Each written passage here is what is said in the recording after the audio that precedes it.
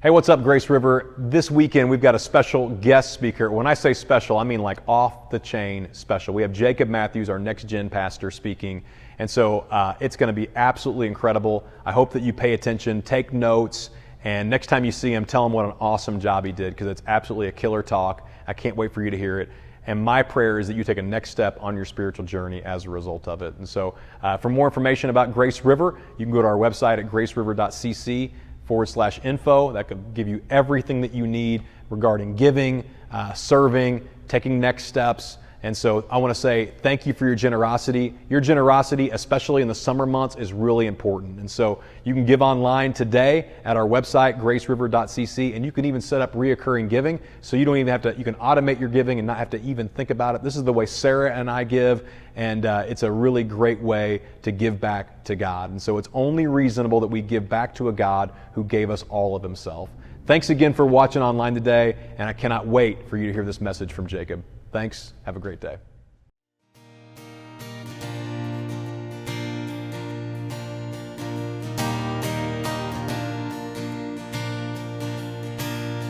So I searched the world, it couldn't fill me. Man's empty praise, treasures that fade, never enough. You came along, put me back together. Once every desire is not satisfied, here in your love. Oh, there's nothing better than you. There's nothing better.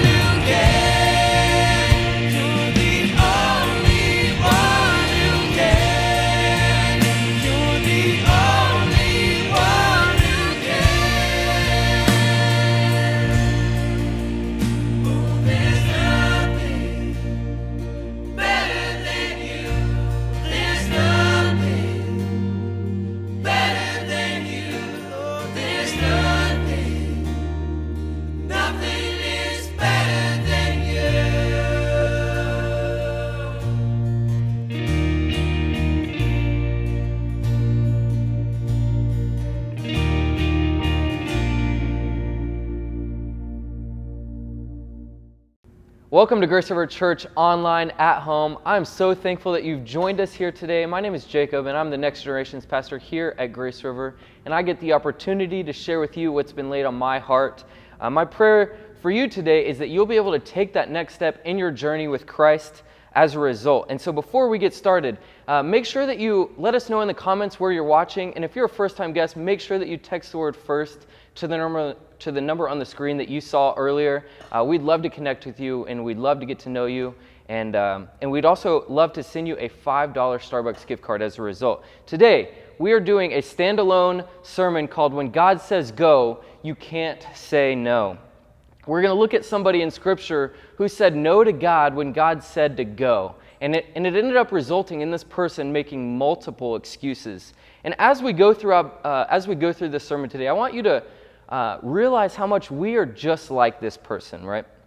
But again, this person ended up giving multiple excuses to God. And I think that we can all agree we've all given excuses from time to time. And some of us love to give excuses more than we like to give the truth a lot of times. And so whether it's an excuse to get out of something that we don't want to do, or that person that asks you to hang out with them and they just pet your cat backwards, right? Like we always give excuses for things that we don't want to do. For me, being completely transparent, I am always a little hesitant when someone asks me to help them move, right? I've boiled people down to two different categories. There's two different types of people in this world. And so as we go through this, think of which category you fall into, right? There's two different kinds of people in this world. There's there's movers that have an organized plan and an action step in what they're going to do while they move. And then there's another group of people that are unorganized movers with no plan at all. There's just a leaf in the wind, and those are the kind of people that stress me out. So maybe you fall into this category, and you're the organized mover, right? You have everything boxed up. You have everything ready to go. Everything's boxed up besides the couch, and you ask people to help you move. If you're this kind of person, you probably also feed your people that come and help you move. And I want you to know, I appreciate you if you're that kind of person, right? I know that if I'm going into somebody's house and I'm helping them move, and they have boxes set up like this, it's going to be 1 to 2 hours max. And I can appreciate you if you're that kind of person, right?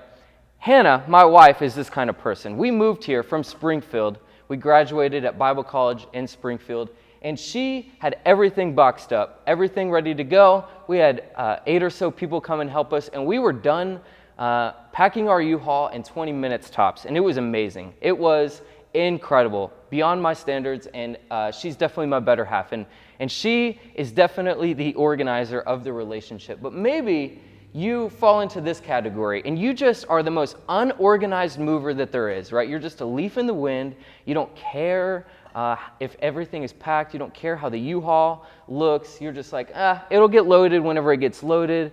And you're also the person that probably expects the people that help you to pack for you, right? And I want you to know, being completely transparent, these are the people that I struggle being around, right? Like, if you're going to ask me to help you move, I just want you to have everything packed and ready to go. So for me, I'm more than likely going to give you some crazy excuses to why I couldn't help you move if I suspect that you're this kind of person, right? But the reality is, and my fear is that we do the same thing with God. My fear is that we make excuses when we know that God is calling us to something so much greater than ourselves. And today we're going to look at the life of Moses. Moses is who I was talking about earlier, right? Moses was called by God to go, and Moses said no. And today we're going to look at his excuses. And again, I want you to pay attention to how me and you are just like Moses in this story. But before we get into this story, I want you to realize I want you to realize not only how much we're like him, but I also want to give a quick overview of the setting to set the story up so that you have a better understanding, right? Moses, he was a father to his father-in-law's sheep. He was a shepherd to his father-in-law's sheep in the land of Canaan, right? And this fact of him being a shepherd to his father-in-law's sheep is important, and we're going to look at that a little bit later. But while he was a shepherd, God appeared to Moses through the image of a burning bush, right? So Moses being a shepherd, I imagine that he saw some pretty crazy things in his life.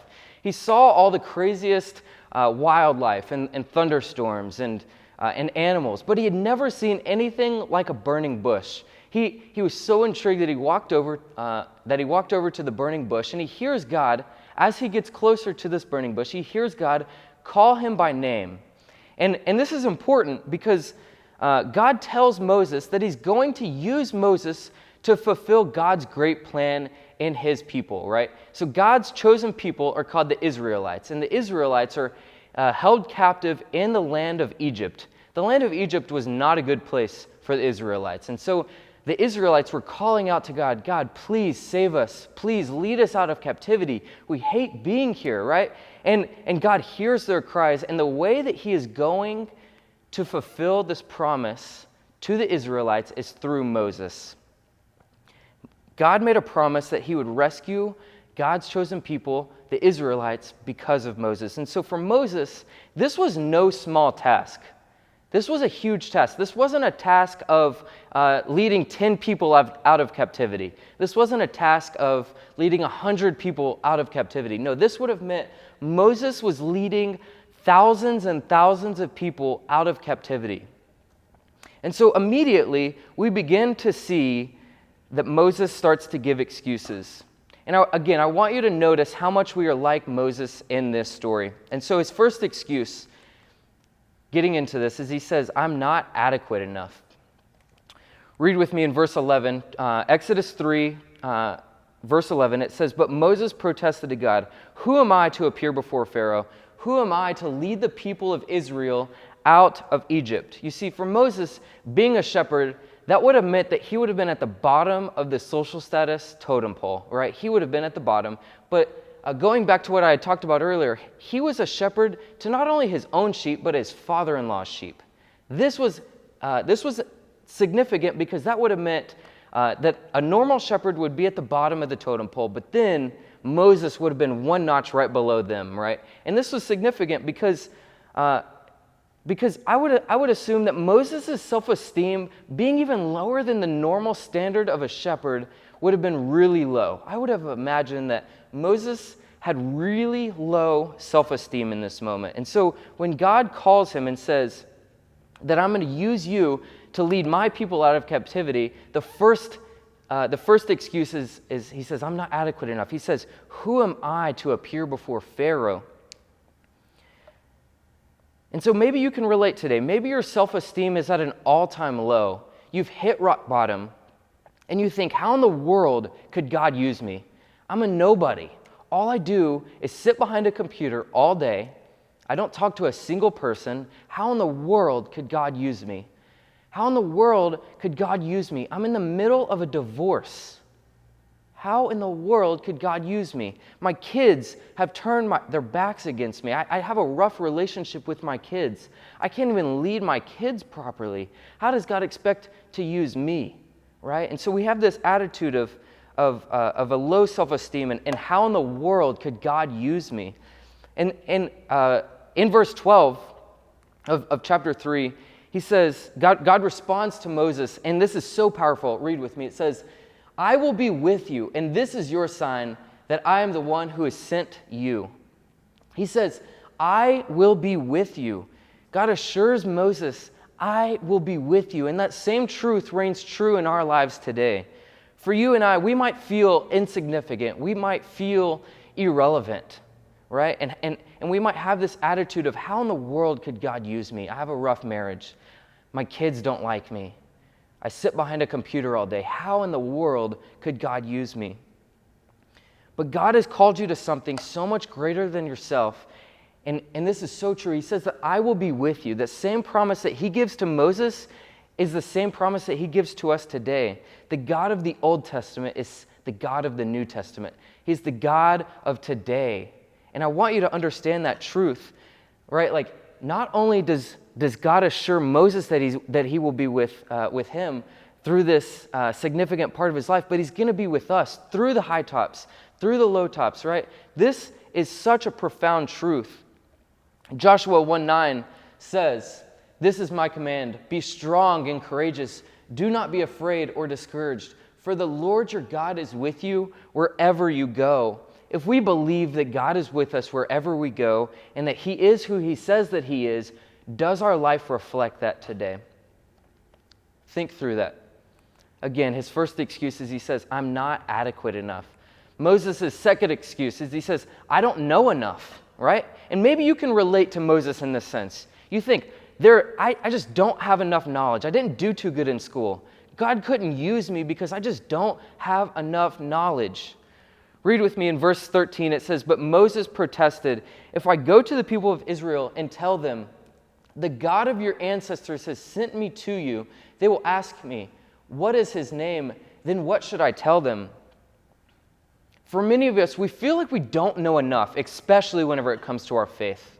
We feel like we don't know enough about the Bible. We don't know enough about who Jesus is. And so one of the reasons that we're fearful of sharing our faith with others is because we're afraid that somebody's going to ask us a question that we don't know the answer to. And I want you to know that me being a pastor, I still fear this, right? I'm no different than you are.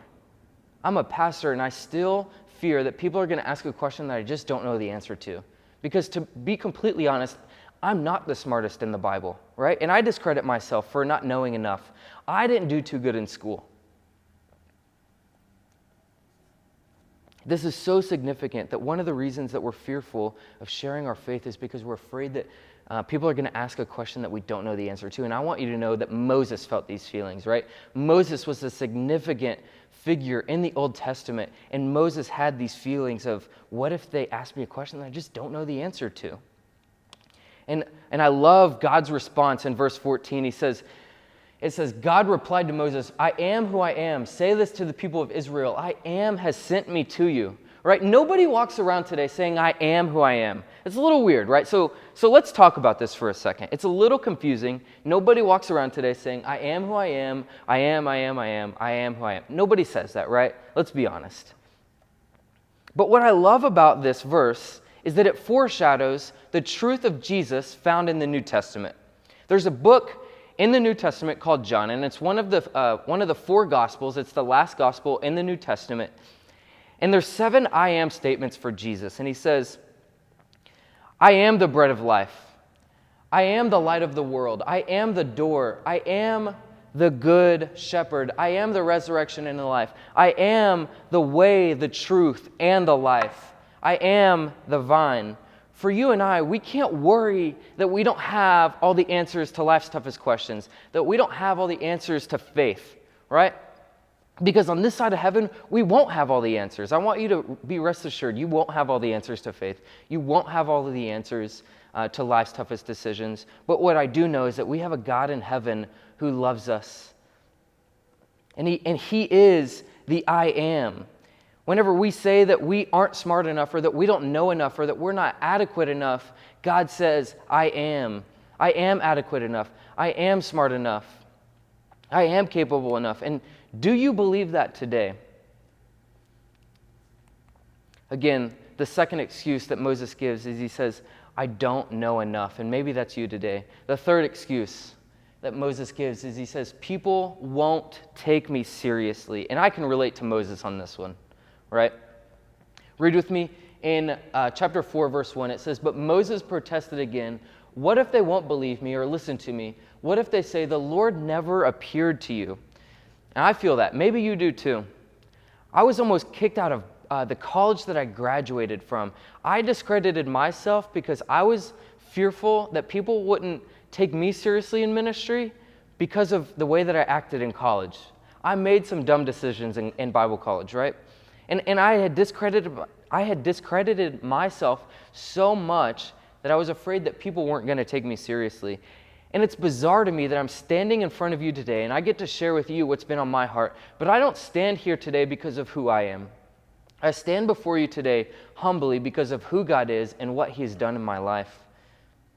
And so maybe today you feel like you can relate to Moses. You feel like nobody will ever take you seriously in the workplace because they see the rough ends of who you are. They see the sin that you're so caught up in. They see the low points and they see the high points, but they say, why in the world would I listen to you? You're no different than I am.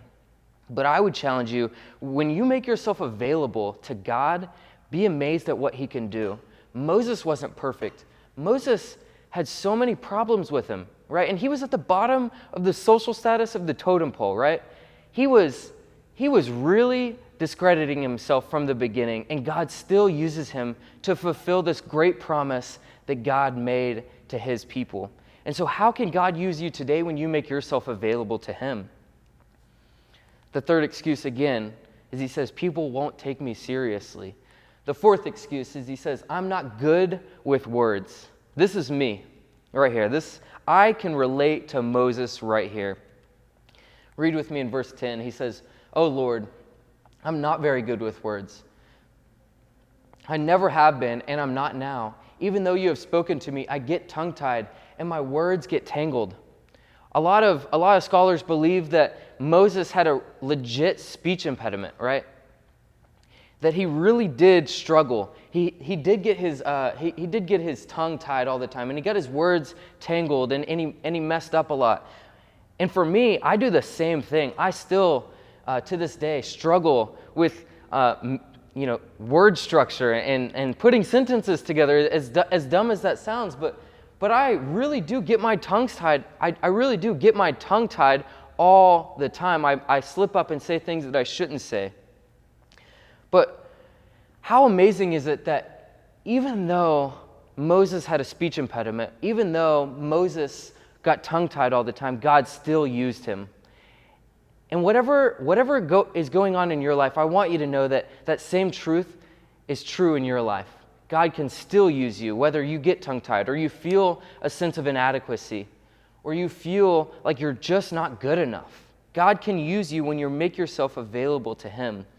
And so what in your life do you believe is your biggest setback to God using you? No matter what it is, whatever it is, I challenge you, throw that aside, throw it away, and make yourself available, because when Moses stopped making excuses, incredible things happened, and God's truth played out in his life. Read with me in verse 11. Again, this is God's response to Moses whenever he says that he gets tongue-tied. He says, this is God's response again. He says, "Then the Lord asked Moses, 'Who makes a person's mouth? Who decides whether people speak or do not speak, hear or do not hear, see or do not see? Is it not I, the Lord? Now go, I will be with you as you speak, and I will instruct you in what to say.'" I just love God's response to Moses, right? And I imagine that God was getting a little fed up with Moses in this moment. He had given 4 excuses.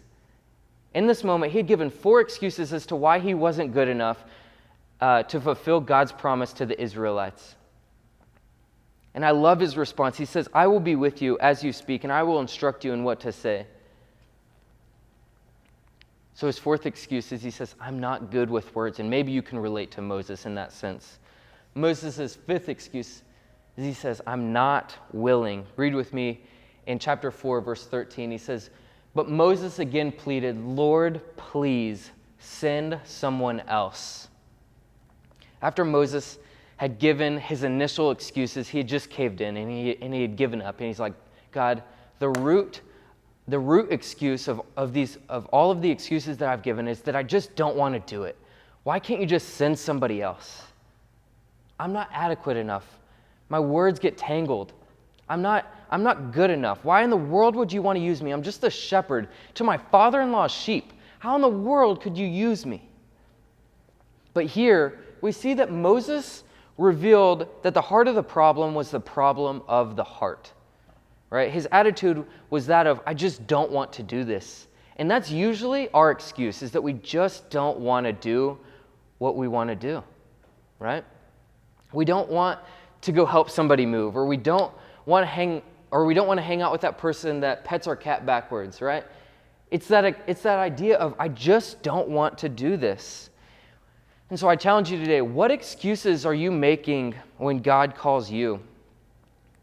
What excuses do you make when God calls you? We need to have a moment in our life when we surrender everything over to him and trust and believe that God is who he says that he really is.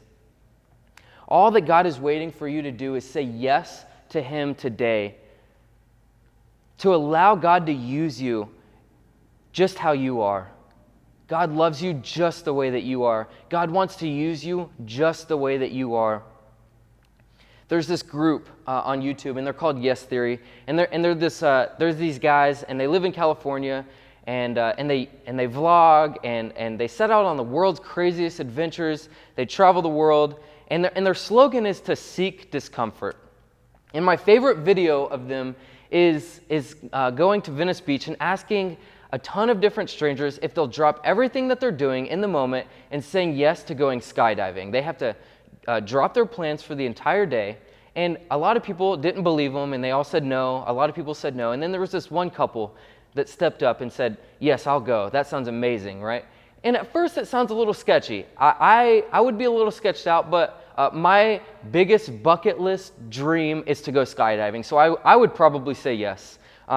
But at the very end of this video, right, the guy, he says that was the coolest experience that he has ever had. And it's all because he said yes. If he said no, he would have never been able to experience the adrenaline rush of jumping out of an airplane and landing on this planet completely safe. Oh man, I just have chills thinking about going skydiving. It's a dream of mine. I want to go so bad.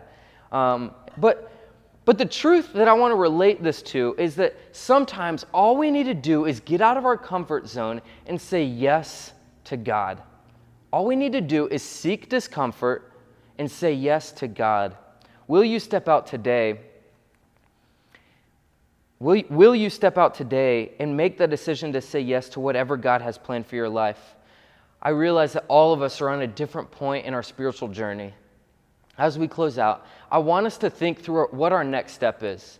I have 3 next steps. As we go through this, think of what yours is and apply it to your life this week. I really challenge you, don't just think about what it is, but apply it to your life. Maybe your first step is to just give your life to Jesus. This is single-handedly the most important decision that you will ever make, is surrendering your life over to the God who loved you enough to send his only son, Jesus, to die for you on the cross. You see, the good news of the gospel isn't achieved, but it's believed and received. Right? We don't have to work our way to heaven. And many of us have this mindset that we have to be good so many times in order to enter heaven. But God says all you have to do is believe and receive what has been done for you on the cross. Do you believe that today? God bankrupted heaven by sending his only son, Jesus, to die for you on the cross. Jesus lived a perfect life. He died on a cross, brutally beaten, bruised, bloody. And he died and he rose 3 days later. And that is the hope that we have today, is that Jesus didn't stay dead, but he rose 3 days later. And today, as a result, we're able to have a relationship with him. And the decision is ours on what we're going to do with the person of Jesus, on if we're going to spend eternity with him or not. And so I challenge you today, maybe your first step is to just give your life to Jesus. Maybe your second, the second next step, and maybe this is you today, is to just give up your plan for God's plan. You see, when Moses surrendered his life over to him, which you can read about in Exodus, it was so powerful because God used him in such a mighty, great way. And I challenge you, how can that reign true in your life? How can God use you when you make yourself available, when you give up your plan for God's plan? Many of us, we follow the blueprint that we have made for our lives because it's what we know, it's what's comfortable. Or we follow this blueprint that somebody else has made for our lives. I would challenge you, follow the blueprint that God has made for your life because it is the greatest blueprint that you could ever follow, and his plan is always greater than our plan. The third next step is to stop making excuses, and maybe this is you today. Maybe you can relate to Moses, and you know that God has called you to a part of something so much greater than yourself, but you're just full of excuses. Craig Rochelle says that you can't make excuses and make a difference. That's so true, right? You can't make a difference in this world and still make excuses. And so what excuses are you making when God calls you? Think about what those excuses are. I challenge you, throw those away. Throw them away. and make yourself available for God to use you, and I guarantee that you'll be amazed at what God can do through you. Moses was a messed up man. He had a lot of different problems, and God used him in a great way. How can God use you today? So what's your next step? What is your next step? Let me pray for you as we close out. Father, thank you for today. Thank you for the opportunity that we had to open up your word, to learn more about who you are and your love for us, God. I pray that we would stop making excuses, that we would make ourselves available to what you would have for our lives, that we would stop following our plan for our lives, but that we would surrender everything over to you. Give us the courage to do that this week. In Jesus' name, amen.